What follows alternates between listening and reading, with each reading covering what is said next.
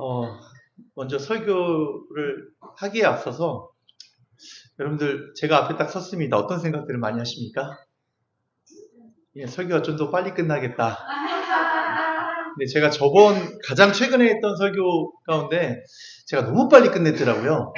너무 빨리 끝냈더니 이제 식사 준비가 이제 타이밍을 맞추는 게 쉽지가 않았다라고 하는 이야기를 들어서 제가 설교를 하면 보통 제가 4장 정도를 준비를 하거든요. 12포인트로. 근데 오늘은 6장을 준비했습니다. 예, 미리 먼저 말씀드리고, 평소보다 좀 더 늦어진다, 라고 하는 분들은, 예, 그렇게 아시고, 예, 그래야지 다음번에 혹시나 짧더라도 변화가 생기지 않으니까 짧은 것만이 좋은 건 아니다, 라고 하는 걸 먼저 말씀드리면서, 오늘 설교의 내용들을 진행해 가려고 합니다.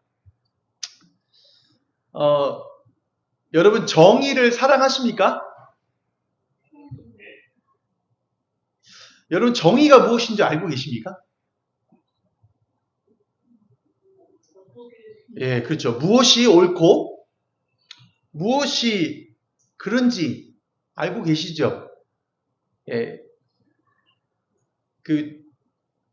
우리 슬기교회, 우리 성원비전교회 공동체, 특히나 우리 류 목사님은 뭐 설교상에서 말씀하셨죠. 상당히 진보적인 교회다, 우리 교회는. 그렇죠. 정의 정도는 다 잘 알고 계시고 있다고 저는 생각을 합니다. 또 이 사회가 어떤 방향으로 나아가야 될지도 여러분들 알고 계시죠? 뭐 분명하게 어떻게 뭐 이론적으로 설명하기보다는 어떤 사회가 건강한 사회인지 옳고 그른 것들을 분별해서 어떤 방향으로 나아가야 될지 사실 다 잘 알고 있습니다. 특히 우리 대한민국 사회가 그렇습니다.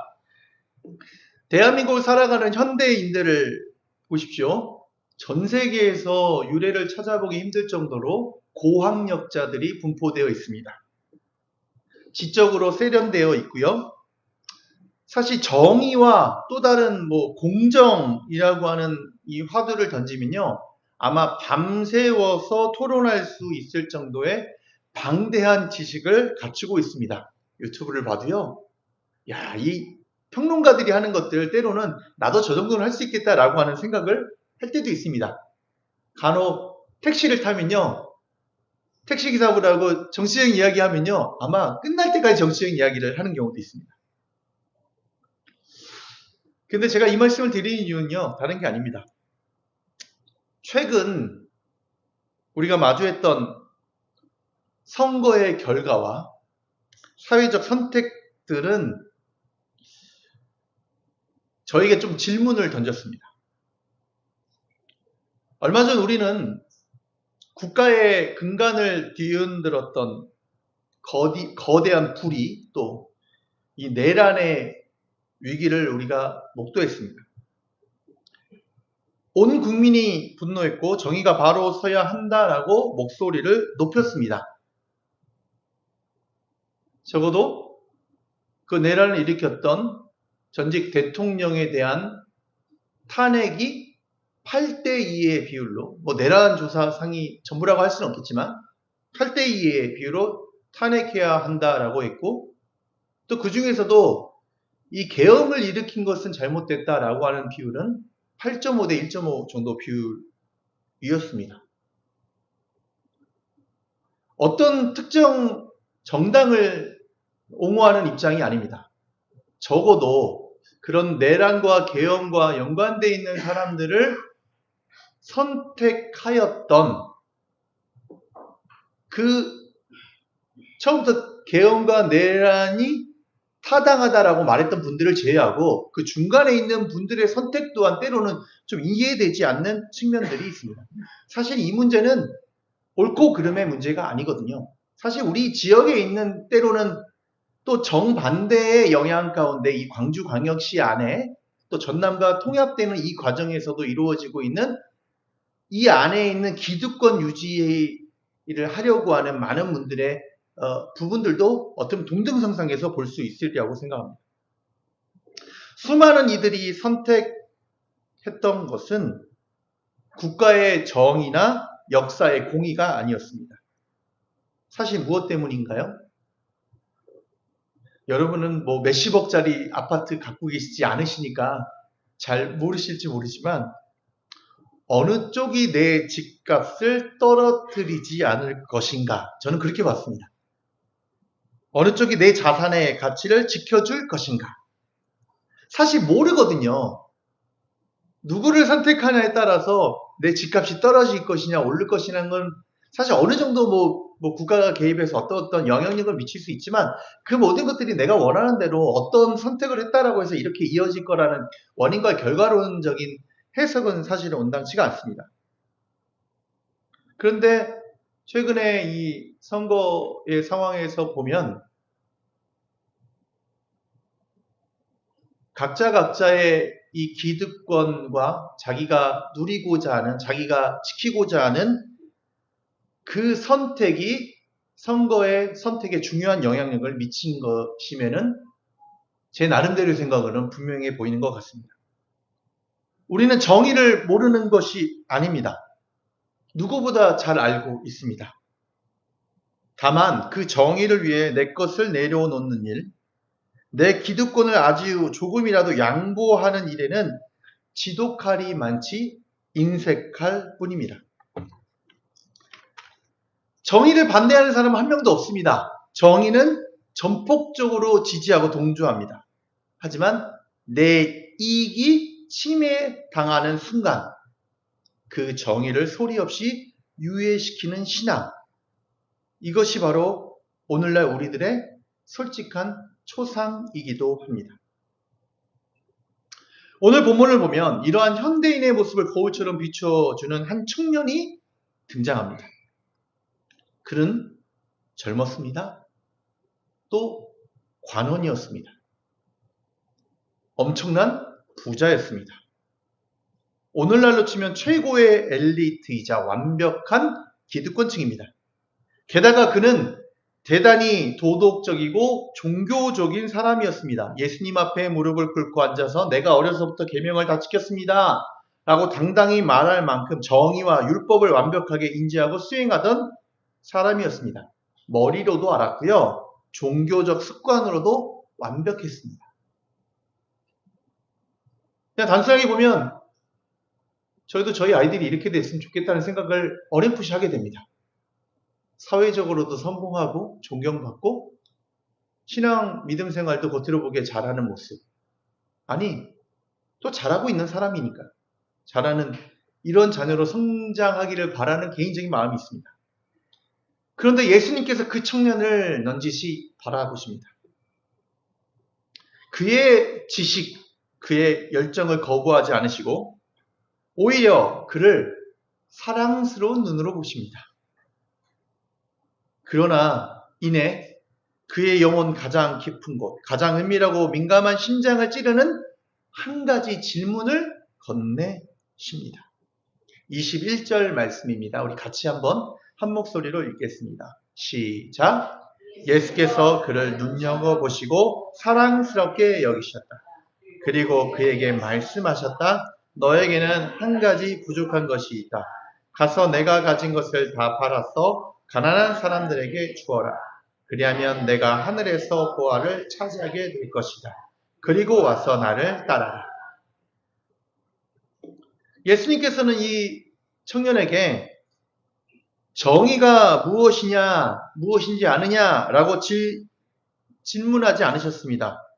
아니, 십계명을 외워보라라고 물어보지 않습니다. 성경 구절, 이게 어떤 구절로 나와 있는 건지, 어떤 본문인지 물어보시지도 않습니다. 시험하시지도 않습니다. 사실 예수님의 질문은 단순하고 단호합니다. 너는 네가 가지고 있는 그 고견한 지식과 정의를 위해 내 손에 쥐고 있는 기득권, 내 삶의 안정망인 그 재산을 내려놓을 수 있느냐라고 질문하신 것입니다. 이 질문에 반응하는 청년은 어떻습니까? 22절, 바로 성경 전체에서 가장 슬픈 장면이 등장합니다. 같이 한번 읽겠습니다. 시작! 그러나 그는 이 말씀 때문에 울상을 짓고 근심하면서 떠나갔다. 그에게는 재산이 많았기 때문입니다. 이 청년은 예수님의 말씀이 틀리다고 반박하지 않습니다.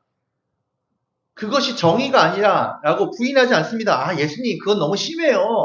아, 그 정도까지는 아니죠. 제가 충분히 예전보다 2배 정도 헌금 더 낼 자신이 있습니다. 봉사 2배 정도 더 잘할 자신이 있습니다. 충분히 말할 수 있는데 그렇게도 말하지 않습니다. 이 청년은 알고 있습니다. 예수님의 말씀이 100% 맞다는 것은. 예수님을 따르면 그렇게 해야 된다는 것도 알고 있습니다. 그런데 자신의 손에 쥔 예수님을 따라갈 수 있는 그 너무나도 귀한 기회를 얻기 위해서는 무엇을 버려야 되느냐? 자기의 기득권을 버려야 되고 실천의 순간을 자기가 분명하게 선택해야 합니다. 하지만 그는 울상을 짓고 근심하면서 떠나갔습니다. 바로 그가 이미 알고 있는 정의가 자신이 누리고 있는 삶의 유익과 충돌할 때 결국은 그는 기득권을 위해서 예수님을 떠나버린 것입니다. 이 청년의 이야기 앞에서 우리는 먼저 스스로에게 근본적인 질문을 건넬 수 있습니다. 여러분, 그리스도인으로서의 우리 사명은 무엇입니까? 그리스도인으로서의 우리의 사명. 그렇죠. 하나님 나라 복음 전파. 또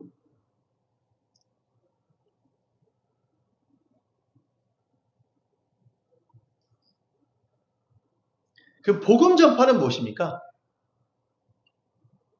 무엇을 하는 게 복음 전파죠?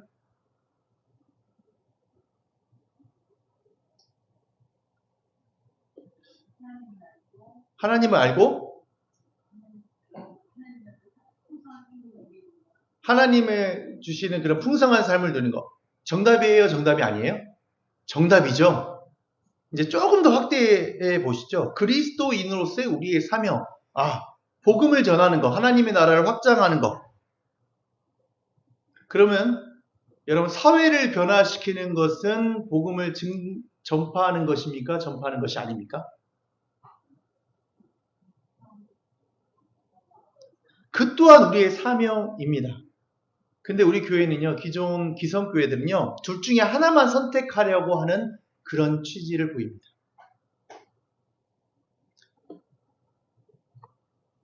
20세기 복음주의 신앙의 거장이었던 이 존 스토트 목사님께서 현대사회 문제와 그리스도인의 책임이라는 책에서 이렇게 말합니다.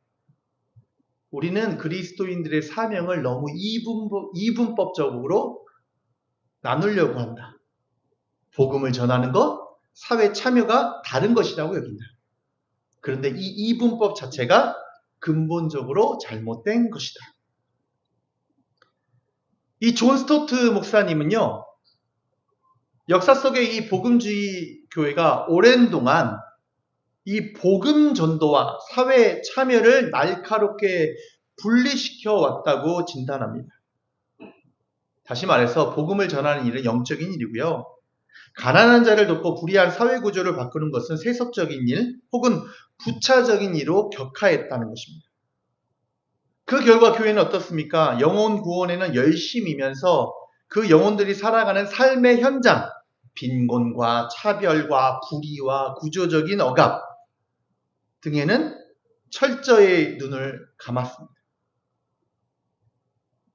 사회적 행동이 단순하게 복음 전도의 단순한 수단이나 결과물이 아니라 복음을 위해서 필수적으로 필요하다라고 존 스토트 목사님은 말씀하셨습니다. 1974년이 이 세계 선교사적으로 참 중요한 해입니다. 로잔 언약이라는 세계 복음주의 국제대회가 열렸거든요. 그때 이 존 스토트 목사님께서 이렇게 발표하셨습니다. 복음 전도와 사회적, 정치적 참여는 모두 우리 그리스도인으로서의 의무라는 선언이 바로 그것입니다. 마치 한 자루의 가위를 가지고 복음 전도와 사회 참여를 잘라버리는 것이 아니고요. 함께 작동할 때 온전한 복음의 사명이 이루어진다라는 선언이 그 로젠 대회를 통해서 이루어졌습니다. 우리가 교회가 마주하는 사회적인 현실이 있습니다. 우리 주변에 빈곤으로 고통받는 사람 있습니까? 없습니까? 있습니다. 인종차별 문제, 뉴스를 봐도 우리가 쉽게 접할 수 있습니다. 전쟁의 문제, 이란, 이라크 전쟁뿐만 아니고요. 무수히도 많은 그런 전쟁들이 일어나고 있습니다. 환경 파괴로 말할 수도 없습니다. 그런데 이 그리스도인들이 이러한 문제들에 침묵하는 것은 어찌 보면 정치적 중립이 아닙니다. 관심을 안 가져야 된다? 아니, 그냥 우리는 기도만 하면 돼. 우리는 교회 활동 열심히 하면 돼. 이게 아니고요. 이러한 침묵은 중립이 아니라 어떤 의미로 약자들에 대해서 외면하는 것은 강자의 편에 서는 행동이다라고 하는 거예요. 그래서 사회에 참여 없는 복음 전도가 진정한 복음 전도가 될 수 없는 한쪽으로만 치우친 잘라버린 복음 전도다라고 하는 말을 의미합니다. 사실 반대로 또 생각을 해볼게요. 우리 인간의 문제를 따져보겠습니다. 정말로 우리가 물질적인 해방감을 맛보지 못하신 분들이 주변에 있죠. 정말로 한 푼 한 푼 벌어 또 일일 노동을 통해서 그날그날 먹고 사는 그런 형편에 처하신 분들도 우리 주변에 있습니다. 그분들 앞에서 기도하시면 됩니다. 예배 드리십시오. 그럼에도 불구하고 새벽 예배 나오십시오. 라고 하는 것들이 이분에게 해답이 안 된다는 거예요. 이분은 노동을 해야 됩니다. 때로는 돈이 필요합니다. 돈이 필요 없다. 이미 많은 것들을 가지고 그냥 내가 한 푼 두 푼 쓰는 게 큰 무리가 없는 분들에게 그분들은 이렇게 얘기하죠. 돈이 전부가 아니야. 진짜 돈이 없어서 처절하게 실패를 맛보는 사람들에게 그 말이 절대 위로가 되지 않습니다. 이것도 양날의 검이죠. 이것은 다 연결되어 있습니다. 어느 한쪽으로 딱 찍어서 인간은 이렇게 살아야 돼, 이런 행동이 옳은 것이야 라고 해석할 수 있는 것이 아니다라고 하는 것입니다. 배고픈 자에게 빵 대신 설교를 건넨 것, 그것은 어떤 의미로 통전적 의미로의 인간을 존중하지 않는 모습일 수 있습니다. 성육신하신 예수 그리스도의 방식과도 정면으로 배치되는 것입니다. 그렇다면 다시 한번 이 본문에 나와 있는 이 부자 청년의 이야기가 새롭게 보입니다. 예수님은 그에게 단지 헌금을 더 내라라고 하지 않으셨습니다. 그저 내 재산을 팔아 가난한 자들에게 주라고 하셨습니다. 이것이 복음 전도이면서 동시에 사회 참여입니다. 존 스토트 목사님의 언어를 빌어서 표현하자면 예수님은 그 청년에게 온전한 복음의 길로 나오라고 초대하신 것입니다. 그 청년이 거절한 것은 단지 재산 포기가 아니었습니다. 그는 온전한 복음, 그 복음의 사회적 차원 전체를 거절한 것입니다. 가난한 자에게 자기 재산을 팔아서 나눠주라 라고 하는 예수님의 말씀, 이게 옳은 말씀이라고 알았을까요? 몰랐을까요? 알았습니다. 그런데 거절한 것이에요. 조금 더 한 발짝 더 나아가 볼까요? 저희 같은 목회자들은요, 목사가 되기 위한 과정이 필요합니다. 신학대학원을 졸업해야 되거든요. 저는 일반 대학교를 졸업하고 직장 생활을 하다가 후에 신학대학원에 입학했습니다. 신학대학원이 목사가 될 수 있는 자격을 받는, 우리 노종사님과 마찬가지로 그런 과정이 신학대학원 3년의 과정을 통해 이루어집니다. 그리고 나서 내가 조금 더 어떠한 이 신학에서도 분야들이 있거든요. 내가 조직신학, 아니면 종교신학, 아니면 역사를 내가 교회사를 연구하고 싶다라고 하면 그 과목에 맞춰서 대학원에 진학을 합니다. 석사 과정을 갑니다. 저는 개인적으로 선교신학을 전공을 했습니다. 근데 류 목사님이랑 저랑 일전에도 말씀드렸지만 우리가 MBTI 있잖아요. MBTI가 완전히 정반대입니다. 완전히 다 달라요. 저는 ESTJ이고요. ESTJ 반대쪽에 우리 목사님이 계시더라고요.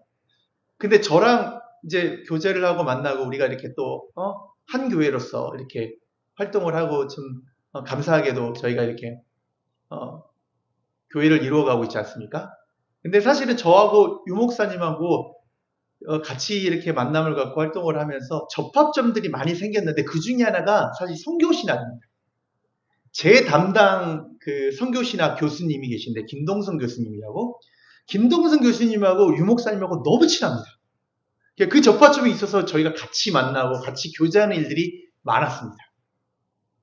그리고 서로 교회가 나아갈 방향에 서로 토론하고 이런 기회들이 많이 저에게는 저 개인적으로 너무나도 감사한 일이었습니다. 그때 선교신학을 전공하면서 선교신학에서 제가 빠짐없이 들었던 그런 내용들을 유 목사님하고 같이 나누기도 하고 이야기했던 그런 기억들이 있습니다. 그래서 제가 조금 전에 이제 존 스토트 목사님의 사례를 말하면 조금 더 진보적인 발자국으로 한 발짝 나가서 데이비드 보시라는 유명한 신학자가 있습니다. 변화하는 선교라는 책이 있거든요. 이 선교 신학에서는 아주 중요한 책입니다. 아마 이전 이후로 이런 좋은 책이 나올 수 있을까 선교학적으로 그렇게 평가받는 책입니다. 안타깝게도 데이비드 보시 목사님은 일찍 소천을 하셨지만 이 책은 지금도 남아서 많은 선교 신학을 전공하는 사람들에게 큰 울림을 주고 있습니다. 그런데 그 내용 가운데 충격적인 이런 내용이 있습니다. 복음을 아는 지식은 충만하지만 삶의 변화가 없는 상태를 단순히 연약함이나 어쩌다 짓는 실수로 보지 않고 이를 고의적인 죄라고 불렀습니다. 즉, 이 청년이 그 행위를 하지 않고 그냥 예수님을 따라간 게 죄라는 거예요. 고의적인 맹목이다. 아예 눈을 잘못된 것이 보여요. 잘못된 행위를 하는 그 교회의 모습들이 보여요. 때로는 사회 참여를 부정하는 그 색들을 보여요. 그냥 외면하고 침묵하고 나는 정치적인 중립을 위해서 시끄러운데 얽히지 않는다라고 하는 그 행위 자체가 죄라는 거예요. 근데 그 죄가 더 크다는 거예요. 왜? 알고 있으면서 짓는 죄니까. 고의적인 죄니까. 스토트 목사님의 표현에 의하면 사회 참여는 복음의 필수 요소라고 선언했을 때 이 데이비드 보시는 맹목적인 죄, 일부러 저지르는 죄라고 말했습니다.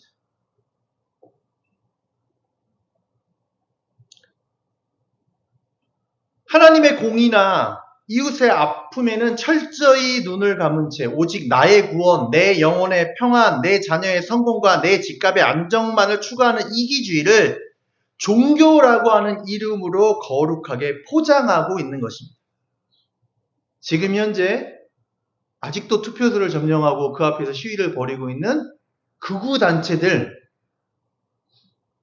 극우 기독교를 주장하시는 분들, 그분들에게 사회적 약자나 가난과 구조적인 불의는 먼 세상 이야기일 수 있는 것입니다. 중요한 것은 딱 하나죠. 내 자산 가치가 떨어지지 않는 것. 모를까요? 알까요? 가난한 자들 위해서 구제해라. 그들의 아픔과 슬픔에 동참해라.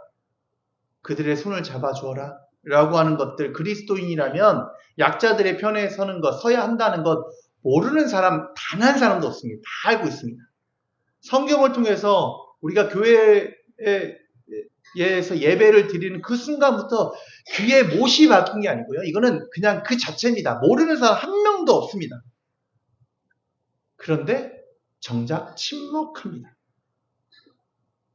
본회표의 말에 표현하면 대가 지불과 희생이 결여된 사랑은 값싼 복음이다. 가짜 정이다. 라고 하는 표현과 동일하게 우리가 해석할 수 있습니다. 한 가지 외화를 하나 드리겠습니다. 몇 년 전 대한민국의 한 지역에서 있었던 실제 이야기입니다. 장애를 가진 자녀를 둔 부모들이 아이들을 보낼 특수학교가 없어서 눈물로 호소하던 때가 있습니다. 땅을 겨우 마련해서 학교를 지으려고 하자 그 지역 주민들이 격렬하게 반대하고 나섰습니다. 공청회장은 고성과 욕설로 가득 찼습니다. 반대하는 주민들 중에는요, 인근 대형 교회에 다니는 중직자들과 성도들도 다수 포함되어 있습니다. 그들은 교회 안에서는 누구보다 경건하게 이웃사랑을 노래하고 세상의 정의를 위해서 기도하던 이들이었습니다. 그런데 여러분들이 익숙한, 잘 기억하는 장면이 등장합니다. 장애 아동의 어머니들이 무릎을 꿇고 눈물로 꿇어앉아 선처를 구하는 사진과 영상이 보도됐습니다. 이 때문에 큰 사회적 파장이 일어났습니다. 주민들이 그토록 반대한 진짜 이유는 딱 하나였습니다. 바로 장애인 학교가 들어서면 우리 아파트 값이 떨어진다는 것입니다. 그 주민들이, 아니 그 가운데 교인들이 장애인을 사랑해야 한다는 성경의 가르침을 몰랐을까요? 알았습니다. 그들이 고학력자가 아니었을까요? 아니요, 고학력자. 무엇이 선이고 무엇이 인도주의인지 너무나도 잘 알고 있습니다. 그런데 내 아파트 값이라는 기득권이 걸리는 순간 머리로 알던 모든 정의와 신앙은 순식간에 작동을 멈춰버립니다. 복음 전도와 사회 참여를 완전히 분리시킨 것입니다. 예배당 안에서는 복음을 노래하되 예배당 문 밖 현실에서는 그 이웃들을 외면해 버립니다. 사회적 책임에는 눈을 닫아버립니다. 이것이 바로 예수를 찾아왔으나 근심하며 떠나간 청년의 모습이며 안타깝게도 고의적인 맹목에 갇힌 오늘날 우리들의 모습일 수도 있습니다. 사랑하는 성도 여러분, 그리스도인이 된다는 것은 단순히 머릿속에 정의로운 지식의 양을 늘리는 것이 아닙니다. 세련된 정치적 견해를 가지는 것이 제자도가 아닙니다. 존 스토트 목사님이 평생에 거쳐 외쳤던 것, 교회를 향해 외쳤던 것, 진정한 복음은 내 영혼의 구원에서 멈추지 않습니다. 그 복음은 내 이웃의 신음소리를 듣고 내 사회의 불의한 구조에 맞서며 내 손에 쥔 기득권을 내려놓는 살아있는 실천으로까지 넘쳐가야 합니다. 진정한 그리스도인이 된다는 것은 내 손에 있는 기득권의 소나기 힘을 빼는 것입니다. 다 버리라고 하는 말을 여러분들에게 말하는 것이 아닙니다. 힘을 조금씩 푸는 것입니다. 내가 가진 안전망을 100% 의지했다면 그 안전망이 나를 지켜주지 않는다라고 하는 사실을 알면서 조금씩 내 손에 힘을 푸는 것입니다. 그것이 바로 온전한 복음의 길 위에 서는 것입니다. 그것이 단지 사회운동이 아니라 예수 그리스도의 복음에 대한 신실한 반응임을 비로소 깨닫는 것입니다. 말씀을 마무리하겠습니다. 예수 그리스도의 십자가는 결코 말로만 이루어진 정의가 아닙니다. 하나님이신 그분이 인간의 몸을 입고 낮아지기까지 자신의 온전한 기득권을 완전히 내려놓으시고 생명까지 내어주심으로 완성하신 지독하리 많지 무거운 실천이었습니다. 바로 이 성육신이 우리가 사회적 책임을 피할 수 없는, 외면할 수 없는 가장 근본적인 이유가 됩니다. 주님께서 가장 먼저 그 모든 하늘의 기득권을 내려놓고 우리에게로 오셨기 때문입니다. 세상을 향해 불의하다고 외치기 전에, 투표 결과나 정치를 비판하기 전에 먼저 우리 자신의 손을 바라볼 수 있기를 간절히 소망합니다. 내가 움켜쥐고 있는 내 집값, 내 안락함, 내 기득권 버리라고 말씀드린 게 아닙니다. 그러나 그 손을 느슨하게 만들어 가시길 바랍니다. 그리고 주님의 공의를 슬픈에 외면했던 그 과거의 모습이 아니고 조금씩 시선을 그 주님의 공의가 머무는 곳에 두시기 바랍니다. 그리고 주님의 말씀 앞에 우울한 모습으로 근심하며 돌아섰던 그 부자 청년의 걸음을 멈춰 서기를 바랍니다. 우리에게 도전을 요구하십니다. 우리의 신앙이 예배당 안의 찬양으로만 끝나지 않도록 합시다.